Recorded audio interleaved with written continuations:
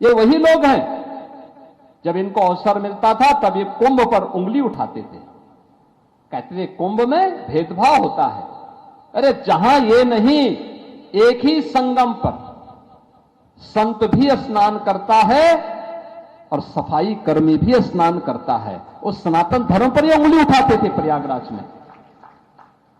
सत्ता में रह करके उस प्रयागराज के बारे में इन लोगों ने कुंभ के आयोजन को भगदड़ का, अव्यवस्था का, लूट खसोट का अड्डा बना दिया था।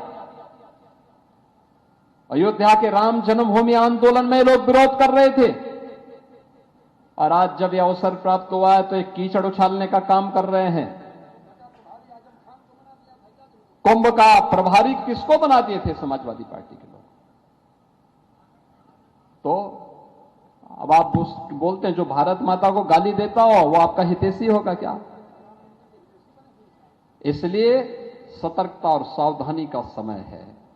500 वर्षों तक हमारी पीढ़ियों ने, पूर्वजों ने इंतजार किया, संघर्ष किया, तब ये दिन आए। अगर कहीं कोई खामी है, श्री राम जन्मभूमि तीर्थ क्षेत्र न्यास ने सरकार से अनुरोध किया है, हमने एक एसआईटी गठित की है।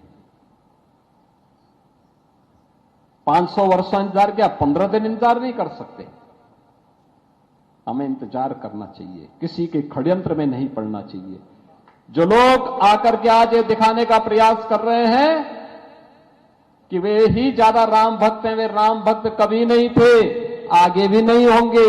वैसे ही वे लोग हैं जैसे कभी कालनेमी ढोंग करता था कहीं बैठ करके।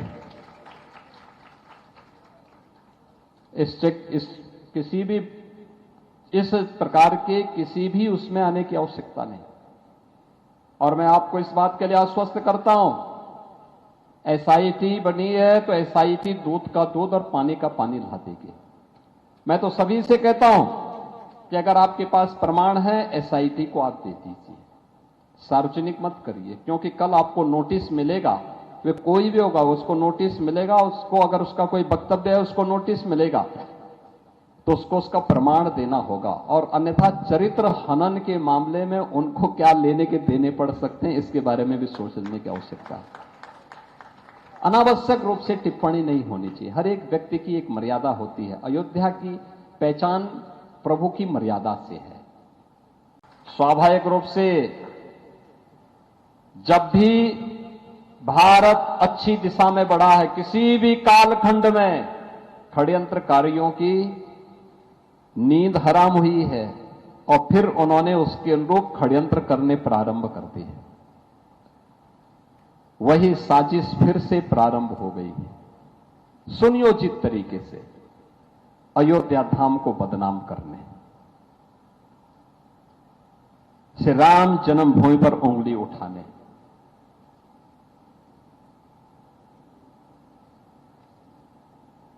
पूरी परंपरा को कोसने। जो लोग कभी अयोध्या में भगवान राम का, रामलला का दर्शन करने नहीं आए, वे आज राम भक्ति की बात कर रहे हैं। ये दोहरे चरित्र को देखो ना। जिन लोगों के शासन काल में मर्यादा पुरुषोत्तम भगवान श्री राम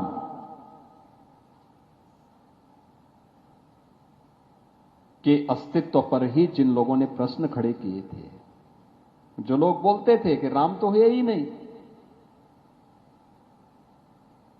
जो भगवान राम के अस्तित्व को मिथक मानते थे, उच्चतम न्यायालय में एफिडेविट दाखिल करते थे,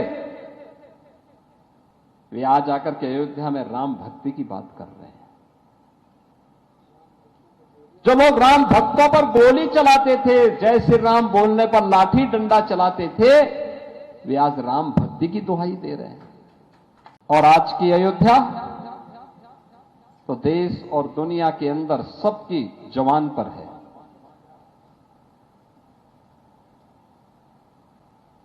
अयोध्या आज से 10 वर्ष पहले कैसी थी और आज कैसी है, ये अंतर आपको भी दिखाई देता होगा। याद करिए अयोध्या, यही अयोध्या है। आज से 9 वर्ष पहले सड़कें बहुत संकरी थी, झूलते हुए तार,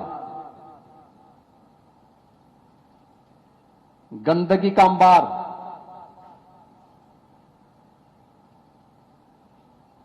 कोई पुरसा हाल नहीं। सरयू मैया की पावन धारा बहती थी, राम जी की पेड़ी सुनसान पड़ी रहती थी।